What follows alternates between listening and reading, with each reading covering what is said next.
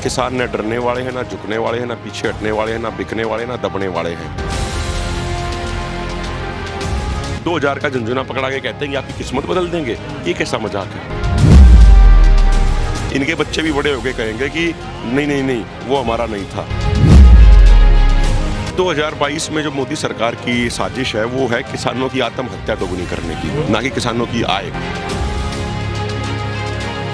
144 धारा लगा दी है, किसी को घुसने नहीं देंगे और 5 से ज़्यादा आदमी इकट्ठे नहीं होने देंगे। जब तक वो डिमांड पूरी नहीं होंगी तब तक पीछे हटने का कोई सवाल ही नहीं होता।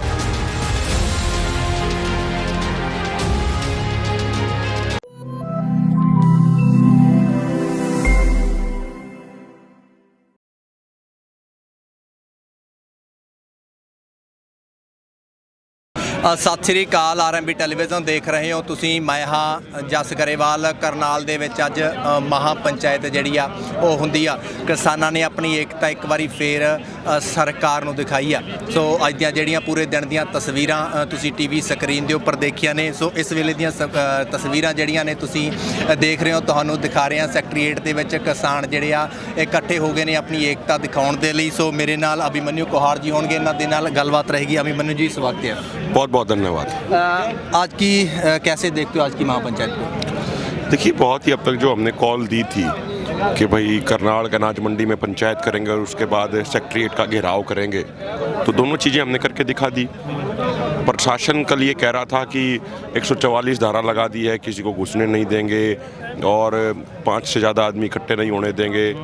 लेकिन आप देखिए कितनी बड़ी पंचायत हुई, 1 लाख से अधिक आदमी इकट्ठे हुए और उसके बाद बड़े शांतिपूर्ण तरीके से अनुशासन में रह के, धैर्य में रह के इस सेक्रेटरीट का भी घेराव किया। किसी भी तरह की हिंसा नहीं हुई। तो जो टारगेट लेके हम चले थे वो टारगेट हमने 100 की बजाय 200% सफल कर दिया, क्योंकि हमारी शांति भी 100% रही है। और जो हमारी मांग थी कि भाई एसडीएम के ऊपर पर्चा दर्ज किया जाए, शहीद किसान को आर्थिक सहायता दी जाए, परिवार को नौकरी दी जाए, घायलों को आर्थिक मदद दी जाए, तो वो हमारी डिमांड एज इट इज़ हैं। जब तक वो डिमांड पूरी नहीं होंगी तब तक पीछे हटने का कोई सवाल ही नहीं होता। अब ये बिछाने के भी आ गए हैं, पानी की व्यवस्था हो गई है, लंगर की व्यवस्था हो गई है, जब तक बैठना होगा बैठेंगे। अभिमन्यु जी, ऐसा क्यों लग रहा है कि क्या ज़रूरत पड़ गई थी सरकार को? 144 धारा लगा दी गई और एक दिन पहले बोल दिया गया कि इंटरनेट की सुविधा पूरे दिन बंद हो जाएगी। ऐसा क्या करने जा रहे थे हम लोग, किसान लोग ऐसा क्या करने जा रहे थे ताकि किसानों की बात किसानों तक ही नहीं पहुँच पाएगी? इंटरनेट ही एक ऐसा ज़रिया है जो किसानों की बात किसानों तक पहुँचाता है, हर किसान तक पहुँचाता है। तो वो बात ही नहीं पहुँच पा रही थी, जहाँ लेट पहुँच रही थी। तो ऐसा क्या करना चाह रहे थे किसान जो सरकार को इतना बड़ा कदम उठाना पड़ा? मुझे तो आज तक ये भी समझ नहीं आ रहा कि किसान इतनी तो बात कह रहे हैं कि 3 काले कानून वापस ले लो और एमएसपी गारंटी कानून बना दो, लेकिन 9 महीने से हम वहाँ बैठे हैं। तो सरकार को समझ क्यों नहीं आ रहा? सरकार इतना किसानों से क्यों भयभीत है, ये मुझे अब तक समझ नहीं आ रहा है ये चीज़। तो सरकार की नीति और नीयत में खोट है, इसलिए सरकार इस तरीके से ये करती है। सरकार सोचती है कि हम इनको डरा देंगे, लेकिन किसान न डरने वाले हैं, ना झुकने वाले हैं, ना पीछे हटने वाले हैं, ना बिकने वाले, ना दबने वाले हैं। सरकार को ये बात क्लियर कट समझ लेनी चाहिए, क्योंकि ये जो किसान कौम है ये उनके वंशज हैं जिन्होंने आज़ादी के आंदोलन में देश के लिए कुर्बानी दी। 1965 की लड़ाई में कुर्बानी दी, 1971 की लड़ाई में कुर्बानी दी, कारगिल युद्ध में कुर्बानी दी। और जबकि आरएसएस बीजेपी वाले ये लोग हैं, इनके जो पूर्वज थे वो अंग्रेज़ों से माफ़ी मांगते थे।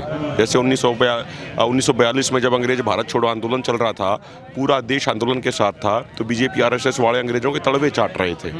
वीर सावरकर जिसे कहते हैं, ये जिसको वीर कहते हैं, उस सावरकर ने अंग्रेज़ों से माफ़ी मांगी थी। तो इनको थोड़ा ना तो ये भारत के इतिहास को समझते हैं, ना ये भारत की संस्कृति को समझते हैं, क्योंकि ये किसान कम्युनिटी वो कम्युनिटी है जिसने बड़े बड़े तानाशाहों को मिट्टी में मिला दिया। आप इतिहास उठा के देख लो, जो लुटेरा सोमनाथ का मंदिर लूट के लेके जा रहा था, उस लुटेरे को यहाँ पे ठीक किया था लोगों ने, हरियाणा के लोगों ने, जो उस समय तो पूरा ये एक होते थे। तो ये लोग दबने वाले नहीं हैं। ये जितना इनको दबाने का प्रयास किया जाएगा ये उससे 10 गुना ज़्यादा ताकत से निकल के आएंगे। जो कल प्रशासन ने एक डराने की कोशिश की, उसी का ये नतीजा था कि आज लोग इतनी ज़्यादा संख्या में निकल के आए। अच्छा, किसान शांति पैदल जा रहे हैं, तो सरकार जो है, जैसे हमने देखा ट्रक लगा दिए, ट्रक पे ऊपर मट्टी भर के लगा दी, इस चीज़ को कैसे देखते हो? देखिए, ये प्रशासन अपना करता है, ये उनका विषय है और हमारा काम है कि शांतिपूर्ण तरीके से अपना आंदोलन जारी रखना। हमने कोई हिंसा नहीं की, कोई तोड़फोड़ नहीं की, सारी चीज़ें हमने धैर्य से रखी।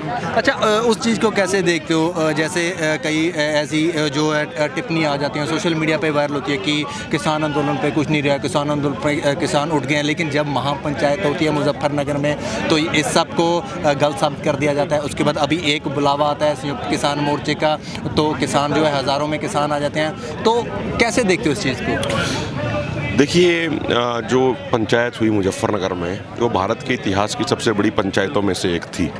पूरा मुजफ्फरनगर शहरी पंचायत स्थल में बदल गया था और आज भी यहाँ पे 1 लाख से अधिक आदमी इकट्ठे हो रखे हैं। तो जो बीजेपी गलतफहमी पड़ गई थी बीजेपी वालों को, या वो गलतफहमी दिखा रहे थे कि भाई आंदोलन में आदमी कम हो गए हैं, आंदोलन उतना मजबूत नहीं रहा, तो अब इन 2 कार्यक्रमों ने ये साबित कर दिया कि आंदोलन तो पूरे तरीके से मजबूत है। और क्योंकि ये आंदोलन लोगों के मन में, दिल में, उनके कण कण में बस चुका है, तो इसलिए सरकार जो गलती कर रही है इस आंदोलन को आज भी हल्के में लेने की, उसी का नतीजा है कि जो आंदोलन के शुरू होने से पहले प्रधानमंत्री मोदी की पॉपुलैरिटी 66% थी, जो 22% पे रह गई। और यदि ये गलती सरकार आगे भी करती रही इस आंदोलन को हल्के में लेने की, तो ये 22% से 0% पे भी जाने वाली है। क्या मानते हो कि मुजफ्फरनगर की महापंचायत ने सरकार को सोचने के लिए मजबूर ज़रूर किया है? देखिए, यदि सरकार में थोड़ी बहुत सद्बुद्धि बची हुई होगी, सरकार में थोड़ा बहुत दिमाग बचा हुआ होगा, तो निश्चित तौर पे सरकार को अब किसानों की मांगें मान लेनी चाहिए। नहीं तो एक तरीके से बीजेपी की कब्र खुद रही है ये, और इतिहास में आने वाले टाइम में बीजेपी वालों का कोई नाम लेने वाला नहीं रहेगा। जो आज ये बीजेपी के नेता हैं, इनके बच्चे भी बड़े होकर कहेंगे कि नहीं, वो हमारा नहीं था। ऐसी स्थिति हो जाएगी, क्योंकि अब देखिए पूरा देश बेच रहे हैं। प्रधानमंत्री मोदी एक तरफ कहते हैं कि 100 लाख करोड़ 2019 में दिए लाल किले से, 2020 में कहा कि 110 लाख करोड़ दिए, 2021 में फिर ऐलान कर दिया कि 100 लाख करोड़ दे दिए। मतलब प्रधानमंत्री मोदी की माने तो उन्होंने 310 लाख करोड़ दे दिए। लेकिन दूसरी तरफ प्रधानमंत्री कह रहे हैं कि नेशनल मोनेटाइजेशन पाइपलाइन प्रोजेक्ट के माध्यम से वो रेल को किराए पे दे रहे हैं, रोड को किराए पे दे रहे हैं, रेलवे ट्रैक किराए पे दे रहे हैं, रेलवे स्टेशन किराए पे दे रहे हैं, ऑयल और गैस पाइपलाइन किराए पे दे रहे हैं, सारी चीज़ें किराए पे दे रहे हैं। वो कितने के लिए? 6 लाख करोड़ के लिए। तो एक तरफ वो कह रहे हैं कि 310 लाख करोड़ हमने दे दिए, दूसरी तरफ अब 6 लाख करोड़ के लिए देश को बेचने पे तुले हुए हैं। तो इनमें से एक ही बात सच हो सकती है, आपके पास 310 लाख करोड़ हैं, तो फिर 6 लाख करोड़ के लिए देश बेचने की क्या ज़रूरत है? और दूसरी बात, इसमें हमने एक चीज़ और भी समझनी चाहिए कि प्रधानमंत्री मोदी कहते हैं कि भाई मैं तो फकीर हूँ, झोला उठा के चल दूंगा। मोदी साहब एक बात समझ लीजिए, आप देश को बेच के झोला उठा के भागने की सोच रहे हैं, तो भागने नहीं देंगे झोला उठा के, झोले को भी वहीं रख लेंगे और आपको भी वहीं बैठा लेंगे और सारा हिसाब किताब लेंगे जो इन्होंने देश बर्बाद किया है। और प्रधानमंत्री नरेंद्र मोदी को तो ये भी बोलते हैं कि 2022 में जो आय है किसान की वो दुगनी हो जाएगी। हम लोग तो सड़कों पे अपनी मांगे लेकर बैठे हैं, लगता है कि किसान की आय 2022 में दुगनी हो जाएगी। देखिए, 2022 में जो मोदी सरकार की साजिश है वो है किसानों की आत्महत्या दोगुनी करने की, ना कि किसानों की आय। ये तो किसान आंदोलन खड़ा हो गया और इनके 3 कानून एक तरीके से होते हुए भी इनका कोई मतलब नहीं आज के दिन, क्योंकि किसान आंदोलन का दबाव इतना है। ये कोशिश कर रहे हैं उनको किसानों के ऊपर थोपने की, लेकिन किसान उनको मानने को तैयार नहीं है। इन्होंने मंडियों पे बहुत जगह ताले लगाए थे, वो मंडियों के ताले तोड़ दिए गए और ताले तोड़ने के बाद मंडियों में ही गेहूँ बिका। तो सरकार तो अपनी हर संभव कोशिश कर रही है कि 2022 तक किसानों की आत्महत्या दोगुनी कर दी जाए, लेकिन ये किसान जिंदा कौम है और जिंदा कौमें कभी दबती नहीं है, कभी डरती नहीं है, और इनको तो यही नहीं पता कि किसानों की वर्तमान आय कितनी है। 17 राज्यों की अगर बात करें तो एवरेज जो आय है महीने की 1662 रुपया है। अगर वो डबल भी कर दी जाए मान लीजिए तो 3200 रुपया हो गई। लेकिन जो पिछले 5-6 साल में जो इन्फ्लेशन बढ़ी है, जो महंगाई बढ़ी है, उसका जवाब कौन देगा? अगर आप उस इन्फ्लेशन को काउंट करेंगे तो कुछ भी नहीं हुआ 3200 रुपये में। क्या 3200 रुपये में एक परिवार का गुजारा हो सकता है? आप सरकार कहती है हम किसान सम्मान निधि के तहत 6000 रुपया दे रहे हैं सालाना, लेकिन उचित MSP ना मिलने के कारण प्रति एकड़ प्रति फसल पे जो किसान को 15,000 का नुकसान हो रहा है, यानी एक साल में 30,000 रुपया प्रति एकड़ उसको नुकसान हो रहा है, उसका हिसाब किताब कौन देगा?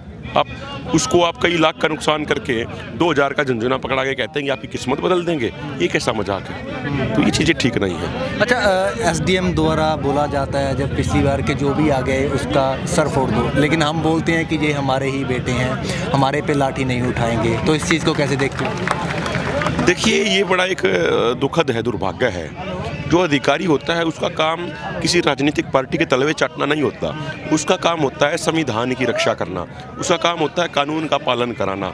लेकिन इस वर्तमान सरकार में होता क्या है, ये इतना भाई भतीजावाद आ गया कि जो इनके हाँ में हाँ कहता है उसी को प्रमोशन मिलती है। तो इसीलिए ये अधिकारी भी अपना जिस संविधान की शपथ खाते हैं उसे ये भूल गए और ये इस तरीके के गलत काम करने में लगे रहते हैं। और देखिए ये एक बड़ा दुखद है।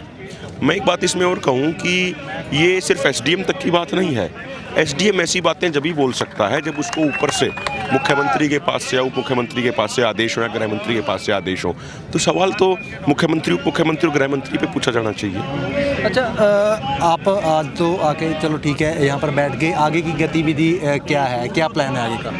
देखिए अभी यहाँ पे बैठे हैं, जब तक मांगे पूरी नहीं होंगी, बिछाने का आ गया, खाना आ गया, सब आ गया, यहीं बैठे रहेंगे। यहीं पर बैठे रहेंगे। और किसानों के लिए सुनेहा क्या रहेगा? हाँ जी, किसानों के लिए संदेश क्या रहेगा? किसानों के लिए यही संदेश रहेगा कि धैर्य बनाए रखिए, अनुशासन बनाए रखिए, संयमित रहिए, शांति बनाए रखिए। जीत हमारी निश्चित है। जो शांति होती है, शांति वीरों का हथियार होती है और हिंसा कायरों का काम होती है। ये चीज़ हमें ध्यान रखनी चाहिए। कोहार जी आपने समा दिया, बहुत बहुत धन्यवाद, बहुत बहुत शुक्रिया। ਸੋ ਮੇਰੇ ਨਾਲ ਅਭਿਮਨਿਊ ਕੋਹਾਰ ਸੀ। ਲਗਾਤਾਰ ਕਰਨਾਲ ਤੋਂ ਤਸਵੀਰਾਂ ਤੁਹਾਨੂੰ ਦਿਖਾ ਰਹੇ ਹਾਂ, ਹੋਰ ਵੀ ਕਿਸਾਨ ਆਗੂਆਂ ਦੇ ਨਾਲ ਲਗਾਤਾਰ ਤਸਵੀਰਾਂ ਤੁਹਾਨੂੰ ਦਿਖਾਉਂਦੇ ਰਹਾਂਗੇ। ਦੇਖਦੇ ਰਹੋ ਆਰਐਮਬੀ ਟੈਲੀਵਿਜ਼ਨ। ਆਪਣੇ ਦੋਸਤ ਜਸ ਗਰੇਵਾਲ ਦਿਓ ਇਜਾਜ਼ਤ, ਧੰਨਵਾਦ ਜੀ।